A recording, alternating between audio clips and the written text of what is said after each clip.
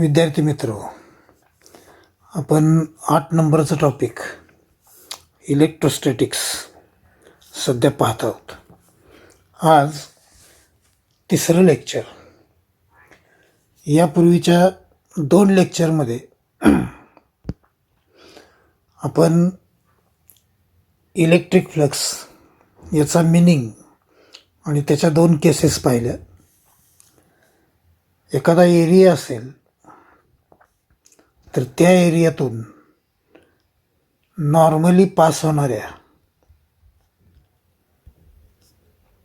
ज्या electric lines of force आहेत, त्या number of electric lines of force म्हणजेच या एरियातून पास होणारा इलेक्ट्रिक फ्लक्स, किंवा थोडक्यात सांगायचं म्हटलं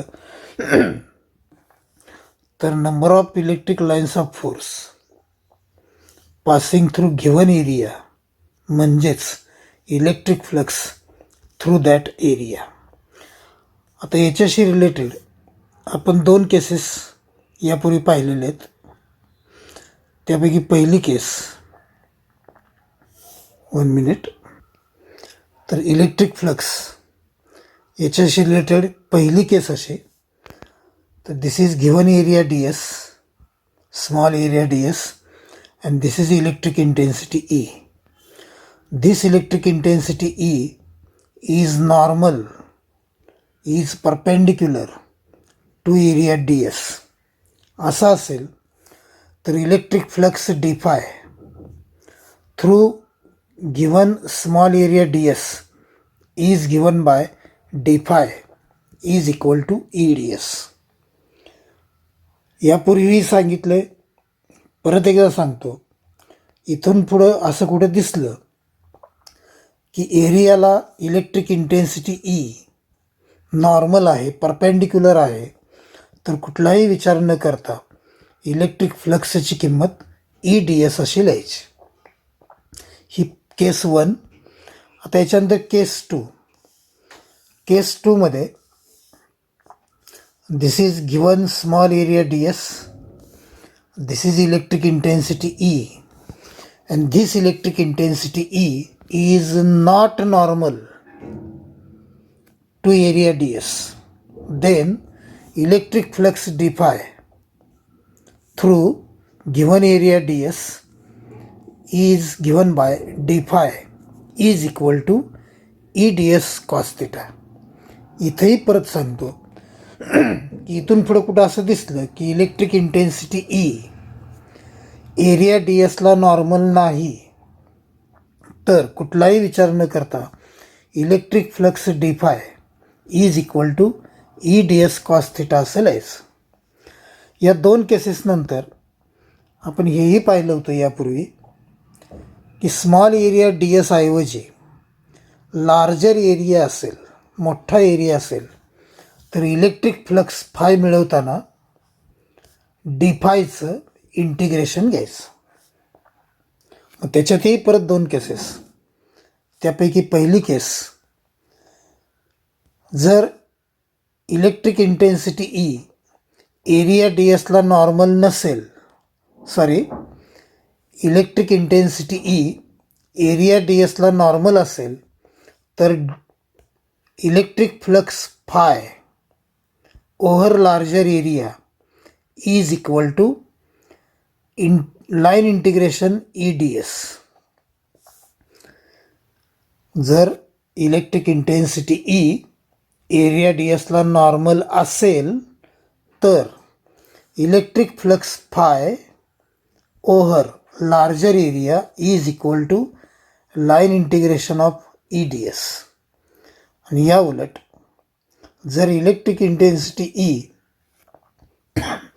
एरिया dsला नॉर्मल नसेल, तर electric flux phi over larger area is equal to line integration of EDS cos theta. किंवा in general electric flux phi over larger area is equal to line integration of E.ds. याच्यानंतर Gauss law. Gauss लॉचं statement थोडक्यात सांगायचं म्हटलं तर electric flux is equal to net charge divided by epsilon zero. थोडक्यात सांगायचं म्हटलं तर electric flux is equal to net charge by permittivity. Electric flux phi म्हणजेच line integration of E D S, line integration of E dot D S म्हणजे electric flux phi is equal to Q upon epsilon zero. Electric flux over closed surface is equal to net charge enclosed by closed surface divided by epsilon zero. हे Gauss लॉचं स्टेटमेंट. आणि आपण Gauss लॉचं applications पाहत आहोत. पहिल्या लेक्चरमध्ये आपण पहिलं ॲप्लिकेशन पाहिलं. त्या ॲप्लिकेशनचं टायटल होतं electric intensity due to spherical shell. दुसऱ्या लेक्चरमध्ये आपण दुसरं ॲप्लिकेशन पाहिलं.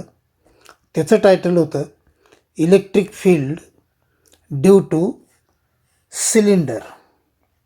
आणि आज आपण तिसरं आणि शेवटचं ॲप्लिकेशन पाहतो आहे आणि त्याचं टायटल आहे electric field due to charged infinite plane sheet. पहिल्या ॲप्लिकेशनमध्ये स्पेरिकल शेल, दुसऱ्या ॲप्लिकेशनमध्ये सिलेंडर, तर तिसऱ्या ॲप्लिकेशनमध्ये प्लेन शीट. ही कशी आहे तर चार्जड आहे, शिवाय ती इनफायनाईट आहे. मग सुरुवातीला आपण फिगर बघू.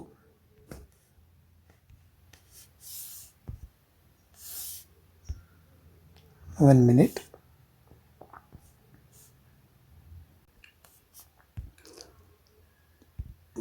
तरी फिगर, या फिगरमध्ये प्लेन शीट आहे आणि फिगरमध्ये दिसतंय की त्याच्यावरती चार्ज पण आहे. म्हणजेच ही चार्जड प्लेन शीट आहे. दिसताना छोटी दिसते, परंतु सोयीसाठी ती छोटी दाखवली आहे, परंतु ती इनफायनाईट आहे. म्हणजे ती इकडं पण आहे, इकडं पण आहे, इनफायनाईट आहे.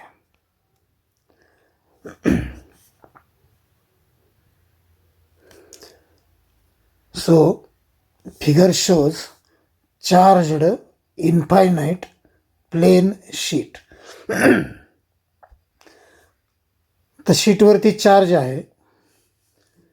युनिट एरिया कन्सिडर केला या शीटचा कोणताही युनिट एरिया विचारात घेतला तर त्या युनिट एरियावरती सिग्मा इतका चार्ज आहे. हा जो सिग्मा आहे तो याच्यापूर्वी पण आपण एकदा त्याच्याशी संबंध आलेला होता पहिल्या ॲप्लिकेशनमध्ये. त्यामुळे सिग्माचं नाव आपल्याला माहीत आहे. युनिट एरियावरती जर सिग्मा इतका चार्ज असेल तर सिग्माला चार्ज पर युनिट एरिया असं म्हणतात, किंवा सरफेस चार्ज डेन्सिटी असंही म्हणतात. तर ही जी चार्जड प्लेन शीट आहे त्या चार्जड प्लेन शीटच्या बाबतीत सिग्मा ही सरफेस चार्ज डेन्सिटी आहे, किंवा charge per unit area sigma इतका आहे. आणि त्याचा अर्थ की युनिट एरियावरती सिग्मा इतका चार्ज आहे. So sigma is the surface charge density और चार्ज पर युनिट एरिया. याशिवाय ही शीट ज्या मीडियममध्ये आहे त्या मीडियमची परमिटिव्हिटी इप्सिलॉन आहे. So epsilon is the permittivity of medium. याशिवाय ही शीट ज्या मीडियममध्ये आहे त्या मीडियमचा डायइलेक्ट्रिक कॉन्स्टंट के आहे. K is the dielectric constant of medium. Permittivity sigma आणि डायइलेक्ट्रिक कॉन्स्टंट के यांच्यातलं रिलेशन यापूर्वी अनेक वेळा आपण वापरले आणि त्यामुळे ते आपल्याला माहीत आहे. So we know that sigma is equal to epsilon is equal to epsilon 0 K. याच्यानंतर प्लेन शीटवरती चार्ज आहे, त्या चार्जची डेन्सिटी सिग्मा इतकी आहे आणि या चार्जमुळं इलेक्ट्रिक इंटेन्सिटी ई इतके आहे. ज्याचं एक्सप्रेशन आपल्याला मिळवायचं आहे ती इलेक्ट्रिक इंटेन्सिटी ई इतके आहे. ही इलेक्ट्रिक इंटेन्सिटी ई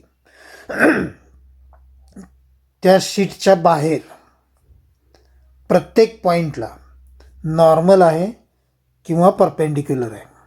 परत एकदा आहे का, शीटवरती जो चार्ज आहे त्या चार्जमुळं इलेक्ट्रिक इंटेन्सिटी ई इतकी आहे आणि ही इलेक्ट्रिक इंटेन्सिटी ई शीटच्या बाहेर असणाऱ्या प्रत्येक पॉईंटला ती नॉर्मल आहे, परपेंडिक्युलर आहे.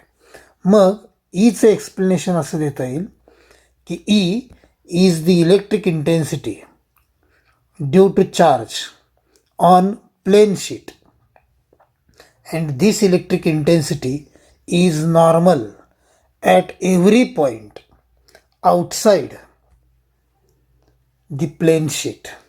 So E is the electric intensity. कुणामुळं? Due to charge. चार्ज कुठं आहे? On plane sheet. इंटेन्सिटी कशी आहे? परपेंडिक्युलर किंवा normal to sheet at all points outside the sheet. याशिवाय फिगरमध्ये पी हा एक पॉईंट दिसतोय, इथं आहे. सो पी हा कोणताही एक पॉईंट आहे शीटच्या बाहेर.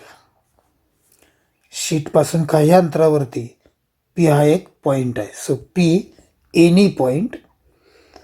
शीटपासून पॉईंट पीचं डिस्टन्स फिगरमध्ये दिसतंय आणि ते आर इतकं आहे, small R. So R is the distance of point P from sheet. तर ही जी स्लाईड आहे या स्लाईडमध्ये आपण जस्ट फिगरचं एक्सप्लेनेशन पाहिलं. Figure shows this charged infinite plane sheet. जो चार्ज आहे तो एकूण किती आहे माहीत नाही, परंतु युनिट एरियावरती सिग्मा इतका चार्ज आहे. So sigma is the surface charge density और चार्ज पर युनिट एरिया. ज्या मीडियममध्ये शीट आहे त्या मीडियमची परमिटिव्हिटी इप्सिलॉन आहे, डायइलेक्ट्रिक कॉन्स्टंट के इतका आहे आणि epsilon is equal to epsilon 0 K. हे त्यांच्यातलं रिलेशन. चार्जमुळं ई इतकी इलेक्ट्रिक इंटेन्सिटी आहे आणि शीटला ती परपेंडिक्युलर आहे at all points outside the sheet. P हा कुठलाही एक पॉईंट आणि त्याचं शीटपासूनचं डिस्टन्स हे स्मॉल आर इतकं आहे. आता पुढे जाऊ. एक गाउसियन सिलेंडर इमॅजिन करायचा. फिगरमध्ये हा गाउसियन सिलेंडर आहे आणि त्याची एकूण 5 फीचर्स आहेत, त्याची 5 वैशिष्ट्ये आहेत. एक असा गाउसियन सिलेंडर इमॅजिन करायचा की ज्याची 5 वैशिष्ट्ये आहेत. पहिलं वैशिष्ट्य असं आहे की त्याचा ॲक्सिस, सिलेंडरचा ॲक्सिस शीटला परपेंडिक्युलर आहे. हा ॲक्सिस आहे आणि हा ॲक्सिस शीटला परपेंडिक्युलर आहे. हे पहिलं वैशिष्ट्य. दुसरं वैशिष्ट्य, त्या सिलेंडरच्या एका एंड फेसवरती पी हा पॉईंट आहे तर दुसऱ्या एंडवरती पी डॅश हा पॉईंट आहे. हे दुसरं वैशिष्ट्य. तिसरं वैशिष्ट्य, एरिया ऑफ क्रॉस सेक्शन त्या सिलेंडरचा एरिया ऑफ क्रॉस सेक्शन म्हणजे हा स्मॉल आहे आणि तो डी एस आहे, हा पण डी एस आहे. चौथं वैशिष्ट्य, याची लेंथ 2R इतकी आहे. 2R इथून इथंपर्यंतची जी लेंथ आहे ती 2R आहे. आणि शेवटचं वैशिष्ट्य की जी शीट आहे,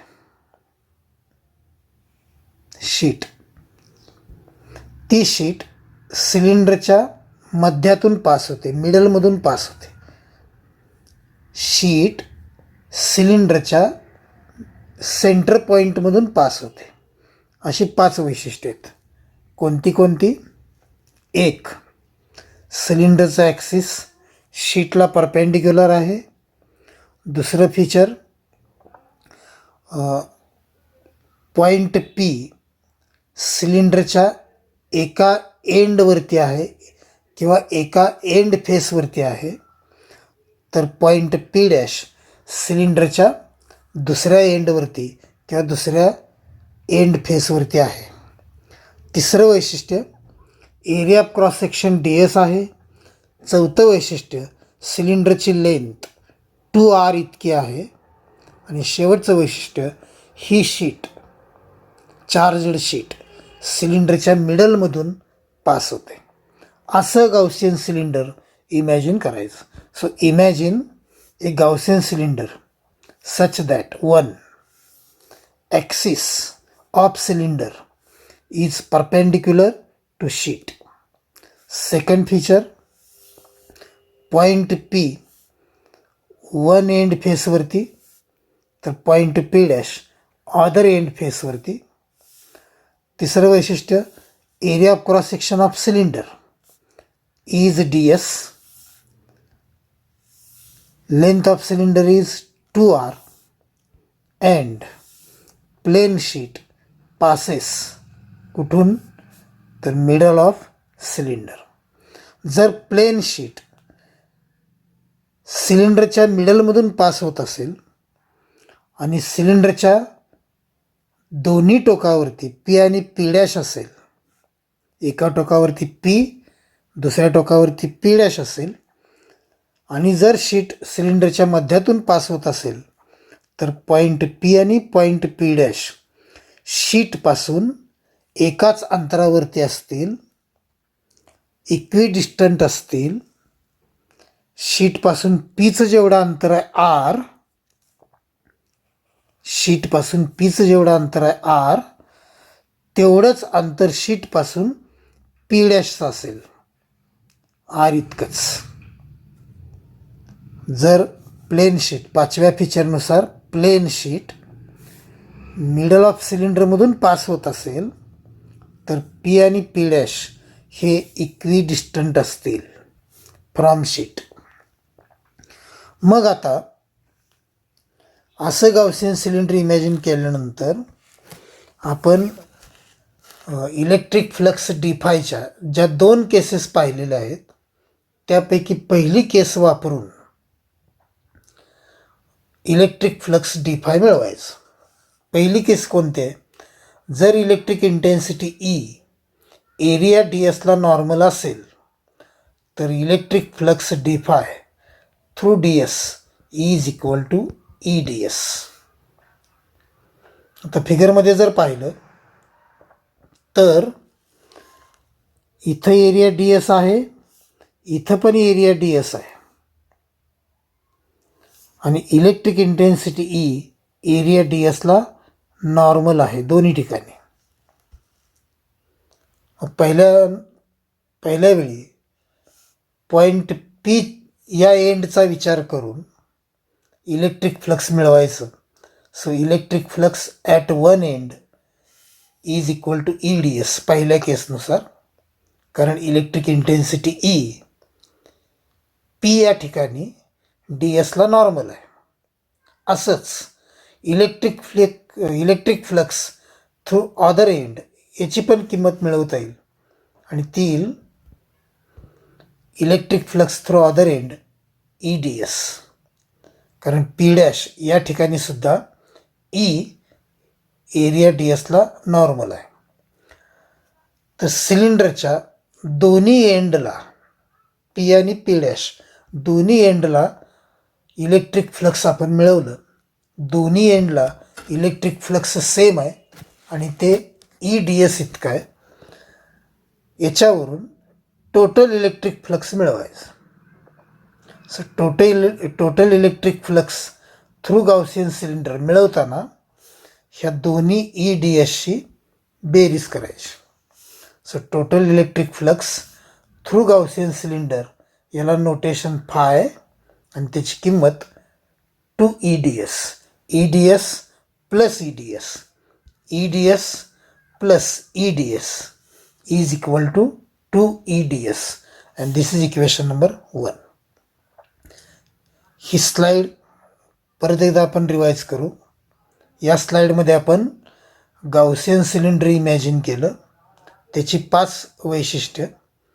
पहिलं, axis of Gaussian cylinder is perpendicular to sheet.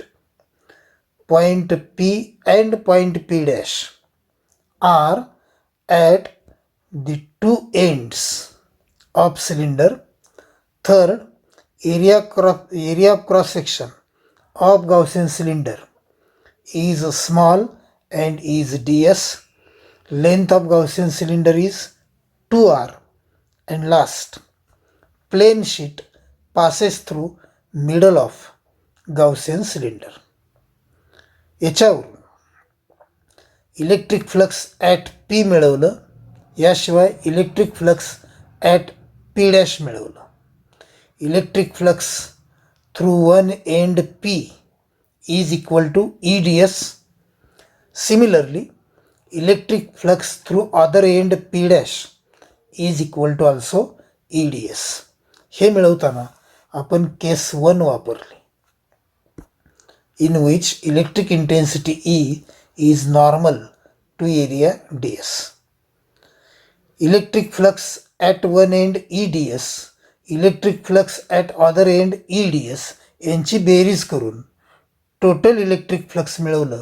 EDS plus EDS is equal to 2EDS आणि यासाठी नोटेशन फाय आणि याला इक्वेशन नंबर 1.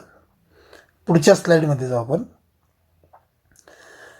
हे गॉस लॉचं ॲप्लिकेशन आहे आणि या आर्टिकलमध्ये जिथंपर्यंत आपण आत्ता आलो आहे तिथंपर्यंत आपण गॉस लॉ वापरलेलाच नाही आहे. आणि गॉस लॉचं मॅथमॅटिकल स्टेटमेंट की ज्याची आठवण सुरुवातीला मी करून दिली होती की electric flux phi is equal to net charge Q divide by permittivity, किंवा इलेक्ट्रिक फ्लक्स फाय ऐवजी line integration of E dot ds is equal to net charge upon permittivity. हा गॉस लॉ आहे. आता गॉस लॉ इथं apply करायचा. इथं Gaussian cylinder हा closed surface आहे, म्हणून गाउसियन सिलेंडर या क्लोज्ड सरफेससाठी गॉस लॉ आपल्याला असा लिहावा लागेल की electric flux through Gaussian cylinder is equal to net charge enclosed by Gaussian cylinder divided by permittivity. असं इथं वापरावं लागेल. म्हणजेच तो असा लिहिता येईल, by Gauss law electric flux through Gaussian cylinder is equal to net charge enclosed by Gaussian cylinder divided by permittivity. तर गॉस लॉ गाउसियन सिलेंडरसाठी आपण असा लिहिला आहे की total electric flux through Gaussian cylinder is equal to net charge enclosed by Gaussian cylinder divided by permittivity. आता total electric flux through Gaussian cylinder ही जी LHS आहे त्याबद्दल आपण फाय लिहू शकतो. Is equal to net charge enclosed by Gaussian cylinder याची किंमत मिळवावी लागेल विचार करून. आणि नेट चार्ज मिळवताना फिगरकडे लक्ष द्या. नेट चार्ज मिळवताना प्लेन शीटवरती खूप सारे चार्जेस आहेत आणि हे सगळे चार्जेस गाउसियन सिलेंडरनं इन्क्लोज केलेले नाहीत. प्लेन शीटवरती खूप सारे चार्जेस आहेत, ते सर्वच्या सर्व गाउसियन सिलेंडरनं इन्क्लोज केलेले नाहीत. फक्त प्लेन शीटचा हा जो एरिया आहे, हा एरिया, या एरियावरती जेवढा चार्ज असेल तेवढाच गाउसियन सिलेंडरने इन्क्लोज केला आहे. मग हा एरिया किती आहे? तर हा एरिया म्हणजेच गाउसियन सिलेंडरचा area of cross section DS.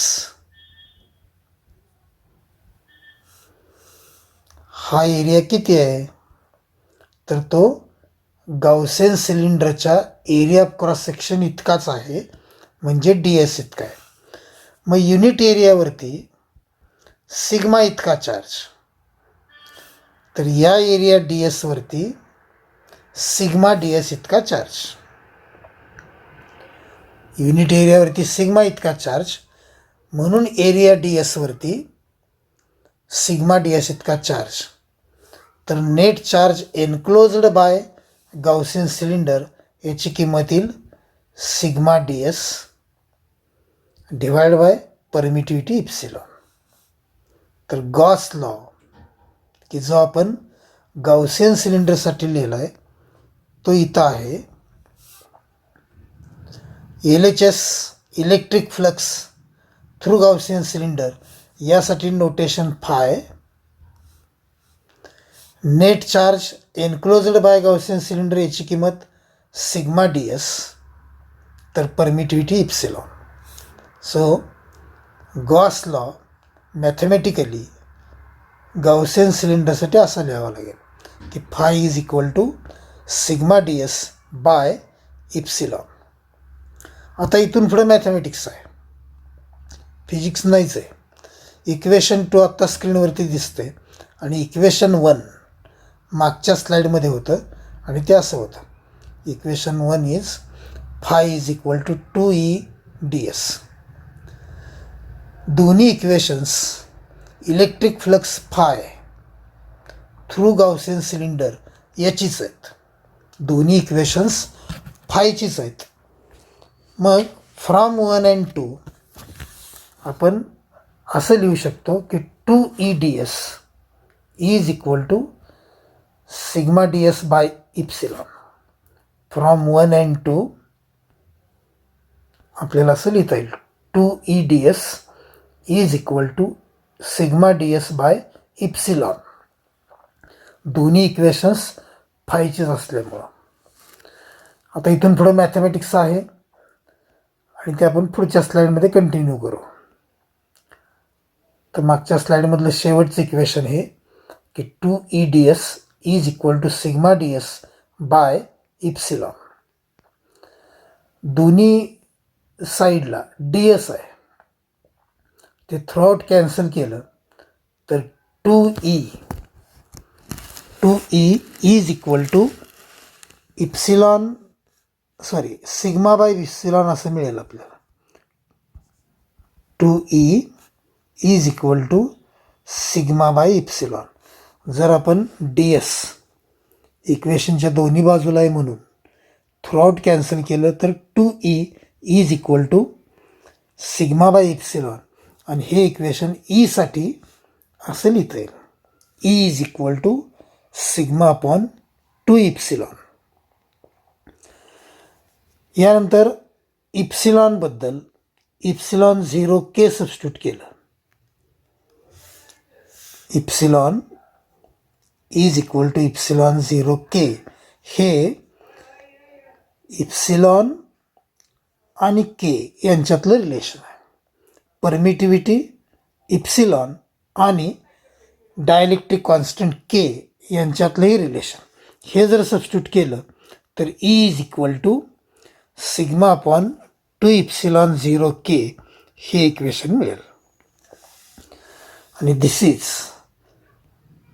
Final expression for electric intensity due to charged sheet. इथंसुद्धा आपण जर मीडियम एअर असेल तर डायलेक्ट्रिक कॉन्स्टंट केची किंमत एअरसाठी 1 असते आणि मग K is equal to 1 substitute केलं तर E is equal to sigma by 2 epsilon 0 असं सुद्धा इक्वेशन मिळू शकतं. तर हे expression for electric intensity due to charged sheet in any medium of dielectric constant K. If medium is air, then electric intensity will be E is equal to sigma upon 2 epsilon 0. आणि या article बरोबरच applications of Gauss law ही संपलेले आहेत. एकूण 3 applications आपण पाहिली. पहिलं charged sphere, दुसरं charged cylinder, तर तिसरं चार्ज्ड शीट. असे एकूण 3 ॲप्लिकेशन्स पाहिले. आता यानंतर next article increase in potential energy. सुरुवातीला याचं मिनिंग पाहणार आहोत. मिनिंगमध्ये 3 ते 4 पॉईंट्स आहेत, ते सुरुवातीला आपण पाहणार आहोत. पहिला पॉईंट आहे any charge एक्झर्ट्स electrostatic force on any other charge. आता हे थोडं समजून घेऊ. एखादा चार्ज असेल, अर्थात या 11वीत आपण पाहिले, एखादा चार्ज असेल क्यू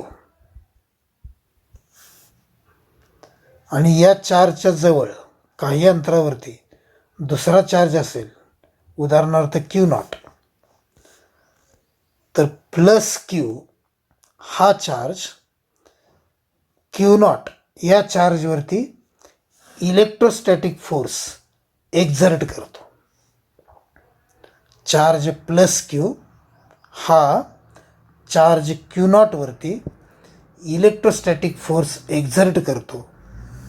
जर क्यू नॉट हा चार्ज पॉझिटिव्ह असेल,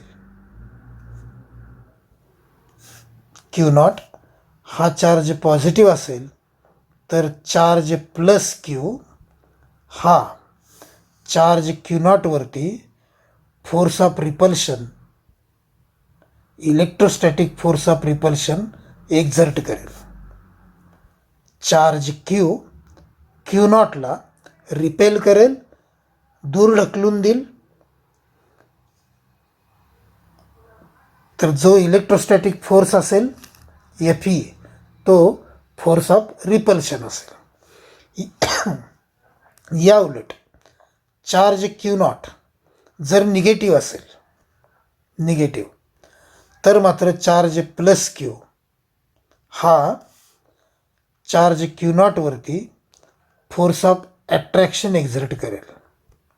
जर क्यू नॉट निगेटिव्ह असेल तर चार्ज प्लस क्यू हा क्यू नॉटवरती फोर्स ऑफ ॲट्रॅक्शन एक्झर्ट करेल. चार्ज क्यू नॉटला तो जवळ ओढण्याचा प्रयत्न करेल. पण कसंही असलं, पॉझिटिव्ह असलं तरी इलेक्ट्रोस्टॅटिक फोर्स ॲक्ट होतो, चार्ज निगेटिव्ह असला क्यू नॉट तरीही इलेक्ट्रोस्टॅटिक फोर्स ॲक्ट होतो.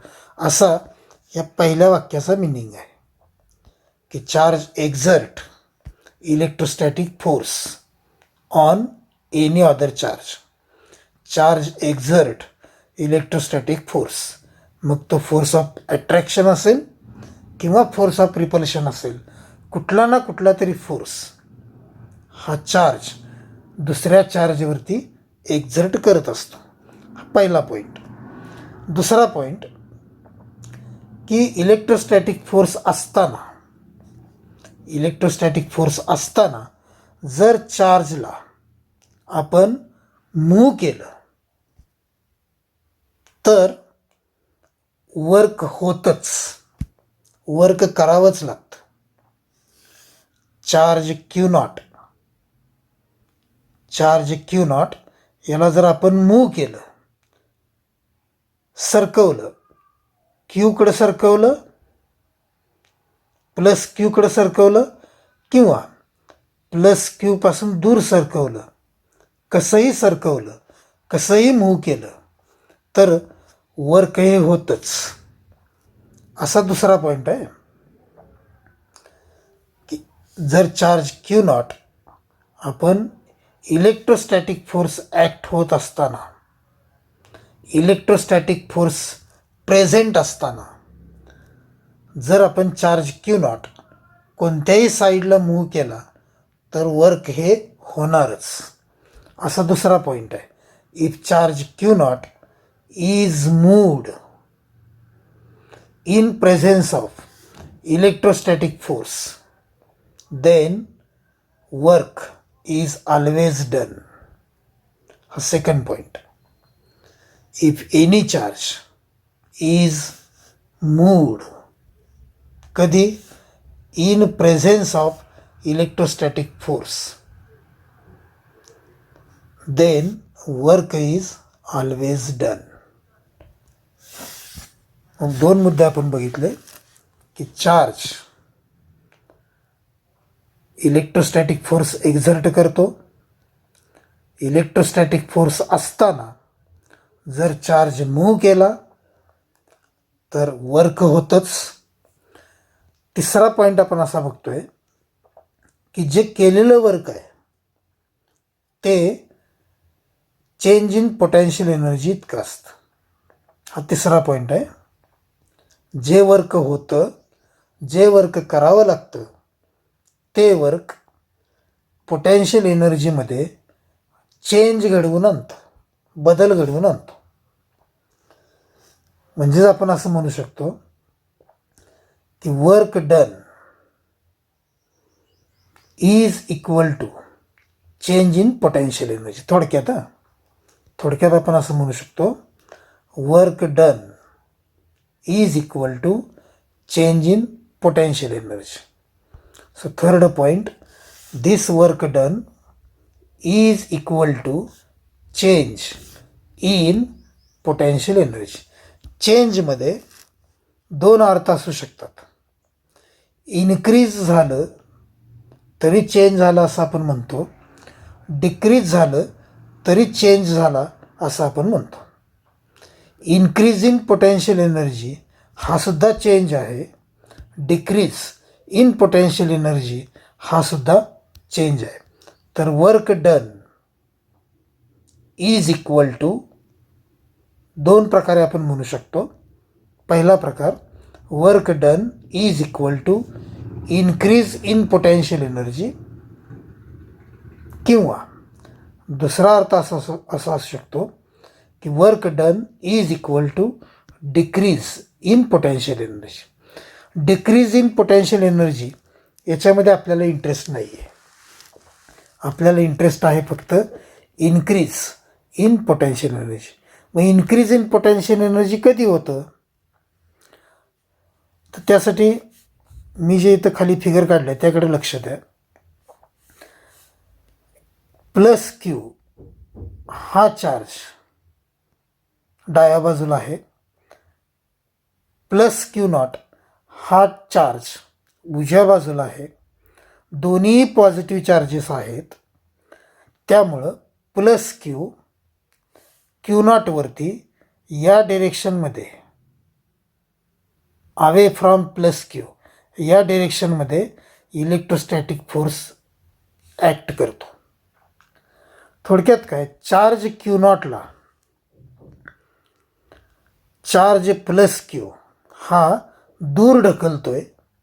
असं असताना चार्ज क्यू नॉटला इलेक्ट्रोस्टॅटिक फोर्सच्या विरुद्ध दिशेत, इलेक्ट्रोस्टॅटिक फोर्सच्या विरुद्ध दिशेत अगेन्स्ट, विरुद्ध दिशेत म्हणजेच अगेन्स्ट इकडं मूव्ह केलं तर इन्क्रीज इन पोटेन्शियल एनर्जी घडतं. डिक्रीज इन पोटेन्शियल एनर्जी याच्यामध्ये इंटरेस्ट नाही, तरीही सांगतो. ज्या डिरेक्शनमध्ये फोर्स ॲक्ट होतो आहे त्याच डिरेक्शनमध्ये चार्ज क्यू नॉट मूव्ह केला तर डिक्रीज इन पोटेन्शियल एनर्जी होतं. परंतु त्या उलट ज्या डिरेक्शनमध्ये इलेक्ट्रोस्टॅटिक फोर्स ॲक्ट होतो आहे त्याच्या अगेन्स्ट जर चार्ज क्यू नॉटला मूव्ह केलं तर मात्र इन्क्रीज इन पोटेन्शियल एनर्जी होतं. चौथा पॉईंट तो आहे, जर work done against electrostatic force असेल तर तिथं इन्क्रीज इन पोटेन्शियल एनर्जी घडतं. हा fourth point, if work done is against a force then this work done is equal to increase in potential energy. Work done कसं against force, then this work done is equal to increase in potential energy. आपल्याला decrease in potential एनर्जीमध्ये interest नाही, तरी पण चौथा point समजण्यासाठी मी काय सांगतो ते लक्ष द्या. If work done is along the field, along the force, if work done is against a force ऐवजी अलॉंग द फोर्स असेल, फोर्सच्या दिशेत असेल, तर work done is equal to increase ऐवजी डिक्रीज इन पोटेन्शियल एनर्जी असेल. जो चौथा पॉईंट आहे त्याच्या उलट सांगायचं म्हटलं, if work done is along a force then work done is equal to decrease in potential energy, की ज्यामध्ये आपल्याला इंटरेस्ट नाही. जस्ट चौथा पॉईंट समजावं म्हणून तुम्हाला ते सांगितलं. पण चौथा पॉईंट लक्षात घ्या, जर चार्ज अगेन्स्ट फोर्स मूव्ह केला तर work done is against a force असं म्हणावं लागेल. And this work done against force is equal to increase in potential energy. हेच मॅथमॅटिकली असं मांडता येईल. Work done against a force is equal to increase in potential energy. Mathematically against force work असेल तर increase in potential energy घडून येतं. Work done against a force याच्याबद्दल नोटेशनच्या स्वरूपात काय लिहिता येईल, जर फोर्स एफ ई असेल, एफ ई आणि मूव्ह केलं ते डी आर इतकं डिस्प्लेसमेंट असेल, चार्जला डी आर ही छोटी डिस्प्लेसमेंट दिली असेल, तर वर्क डन याचा फॉर्म्युला तुम्हाला माहीत आहे. वर्क डन म्हणजेच फोर्स इंटू डिस्प्लेसमेंट. हा वर्कचा फॉर्म्युला आहे, फोर्स इंटू डिस्प्लेसमेंट. आता फोर्स आहे एफ ई, डिस्प्लेसमेंट आहे डी आर. फोर्स आहे एफ ई, डिस्प्लेसमेंट आहे डी आर. त्यामुळं वर्क डन असेल F E dot D R. Work डनची किंमत असेल F E dot D R. तर इन्क्रीज इन पोटेन्शियल एनर्जी याला नोटेशन आहे D U. D U potential एनर्जीला नोटेशन ॲक्च्युली यू आहे, कॅपिटल यू. पण इन्क्रीज इन पोटेन्शियल एनर्जी लहान असेल तर त्याला यू ऐवजी डी यू म्हणायचं. तर इन्क्रीज इन पोटेन्शियल एनर्जी याच्याबद्दल डी यू आणि वर्क डन अगेन्स्ट फोर्स याच्याबद्दल Fe डॉट डी आर. परत एकदा लक्षात घ्या. Force Fe, displacement D R, म्हणून work done Fe dot D R. increase in potential energy is du. Therefore, this equation can be written as F dot dr is equal to du. F dot dr is equal to du. आणि हे आपण नंतर वापरणार आहोत. मग ही जी slide आहे, ह्या स्लाईडला एकदा रिवाइज करून आपण थांबणार आहोत. तर स्लाईड रिवाइज करू. 4 पॉईंट्स आपण पाहिले. पहिला पॉईंट आहे charge exert electrostatic force on any other charge. कुठलाही चार्ज दुसऱ्या कुठल्याही चार्जवरती इलेक्ट्रोस्टॅटिक फोर्स एक्झर्ट करतो. इलेक्ट्रोस्टॅटिक फोर्स कसा असू शकतो? तर तो फोर्स ऑफ अट्रॅक्शन असू शकतो किंवा फोर्स ऑफ रिपल्शन असू शकतो. जर दोन्ही चार्जेस पॉझिटिव्ह असतील तर इलेक्ट्रोस्टॅटिक फोर्स हा ॲट्रॅक्टिव्ह नेचरचा असेल किंवा इलेक्ट्रोस्टॅटिक फोर्स ऑफ अट्रॅक्शन असेल. दोनपैकी एक चार्ज पॉझिटिव्ह असेल आणि दुसरा चार्ज निगेटिव्ह असेल तर इलेक्ट्रोस्टॅटिक फोर्स हा रिपल्सिव्ह असेल किंवा इलेक्ट्रोस्टॅटिक फोर्स ऑफ रिपल्शन असेल. मग फोर्स ऑफ अट्रॅक्शन असो किंवा फोर्स ऑफ रिपल्शन असो, इलेक्ट्रोस्टॅटिक फोर्स हा ॲक्ट होतोच. प्रत्येक चार्ज दुसऱ्या चार्जवरती इलेक्ट्रोस्टॅटिक फोर्स ॲक्ट करतोच. हा पहिला मुद्दा. दुसरा मुद्दा, जर प्रत्येक चार्ज दुसऱ्या चार्जवरती इलेक्ट्रोस्टॅटिक फोर्स ॲक्ट करत असेल तर या इलेक्ट्रोस्टॅटिक फोर्सच्या प्रेझेन्समध्ये, इलेक्ट्रोस्टॅटिक फोर्स असताना जर चार्ज मूव्ह केला तर वर्क करावंच लागतं, वर्क होतच. इलेक्ट्रोस्टॅटिक फोर्स असताना जो चार्ज मूव्ह केला आहे तो चार्ज मूव्ह करताना जे वर्क डन होतं ते वर्क डन हे चेंज इन पोटेन्शियल एनर्जी इतकं असतं. चेंज इन पोटेन्शियल एनर्जीमध्ये दोन अर्थ असू शकतात, इन्क्रीज इन पोटेन्शियल एनर्जी किंवा decrease in potential energy. Work done जर अगेन्स्ट फोर्स केला असेल, फोर्सच्या विरुद्ध दिशेत केला असेल तर इन्क्रीज इन पोटेन्शियल एनर्जी घडतं.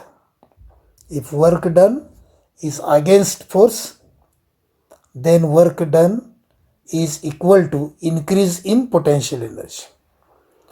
आणि इन्क्रीज इन पोटेन्शियल एनर्जीमध्येच आपल्याला फक्त इंटरेस्ट आहे. त्यामुळे चौथ्या पॉईंटच्या उलट म्हणायचं झालं तर असं म्हणता येईल, if work done is along the force then this work done is equal to decrease in potential energy. चौथा पॉईंट मॅथमॅटिकली असा म्हणता येईल की work done against force is equal to increase in potential energy. Mathematically F dot D r is equal to d you.